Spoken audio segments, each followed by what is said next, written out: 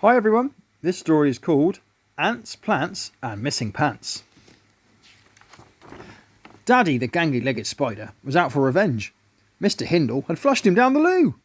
He gathered all the other bugs and insects by the drainpipe. Daddy had a naughty idea. He was going to frighten Mrs. Hindle so much that she wouldn't want to hang out her washing in the garden ever again. Mwahahaha! What a naughty spider. Every morning at around 10 o'clock, Mrs. Hindle hung out her washing. The washing line that stretched from one end of the garden to the other was enormous. The peg bag hung from the line. She carried out her washing in a big basket. Sometimes she used two. Once she hung out her washing, Mrs. Hindle would leave the baskets on the path next to the pole that held up the washing line. Daddy watched on from behind the drainpipe. He was waiting for Mrs. Hindle to finish hanging out her washing. Meanwhile, on the other side of the garden, Mr. Hindle was pottering about near the flower beds. He had just made a trip to the garden centre to buy some new plants. The problem for him was that the plants he bought were all too big for his flower pots. "Oh, bloody roll on!" he cursed. Joyce! Joyce! These bloody pots aren't big enough!" Now he had to go back to the garden centre to get some bigger pots. And that left Mrs. Hindle at home alone. Mr. Hindle wouldn't be back for a good hour or so. This gave Daddy the perfect opportunity to put his devious plan into action. Daddy, Itch and Buzzer hid inside the peg bag. They were going to give Mrs. Hindle a big surprise, and not a nice one. Wiggy and Pinch hid inside the socks dangling from the washing line, while Stitch hid underneath one of the baskets.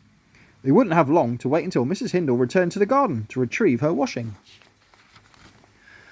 Today was a very busy washing day. Mrs. Hindle was carrying out her third load to hang out on her line. Daddy, Itch and Buzzer could see her coming. Itch glanced over at the next bundle of washing that Mrs. Hindle was holding in her arms. He could see something that belonged to him.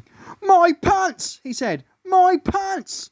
What has she done to my pants? First she steals them, then she turns them from white to pink." Grrr! Oops! Itch had lost his lucky pants and had been searching the garden for them. Mrs. Hindle found them and washed them with the three of her big red towels. In her washing machine, the colours from the towels mixed together with Itch's lucky white pants, turning them pink. Oh dear. Itch was now more determined than ever to help Daddy get his payback. The big red ant was furious. "Let's do this," he scowled. Mrs. Hindle walked down the garden path, completely unaware about what was about to happen. "Here she comes," said Daddy. "Jump on my signal. 3, 2, 1, jump!" They landed on top of the washing pile. Daddy crawled up Mrs. Hindle's arm. "Boo!" he smirked menacingly. Buzzer buzzed around her head, whilst Itch tossed the washing onto the garden path. "Wah!" shrieked Mrs. Hindle. "Get off me! Get off my washing! Wah! Len! Len! Where are you? Help! Len! Help!" "Ha ha ha!" laughed Daddy. Wiggy and Pinch joined in too.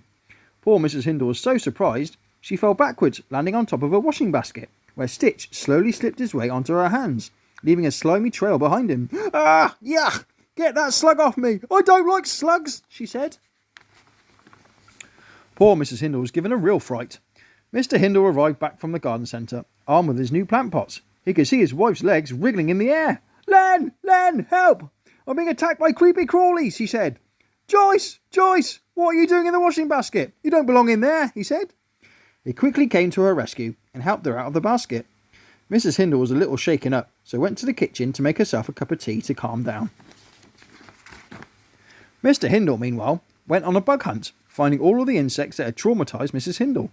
He found Itch, Stitch and Pinch and placed them inside the compost bin at the bottom of the garden.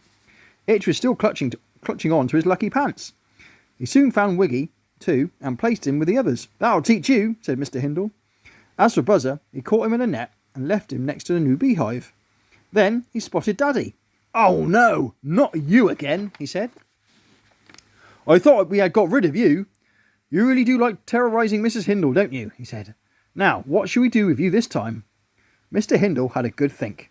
He needed to put Daddy in a place out of reach from his wife. "I know," he said, and made Daddy a home out of one of his small plant pots he had left by the flower bed. "Now, you must promise to behave yourself," he said. Will Daddy do as he's told? You better not believe it. Ha ha! And that's the end of the story. Hope you enjoyed it. We'll see you again next time.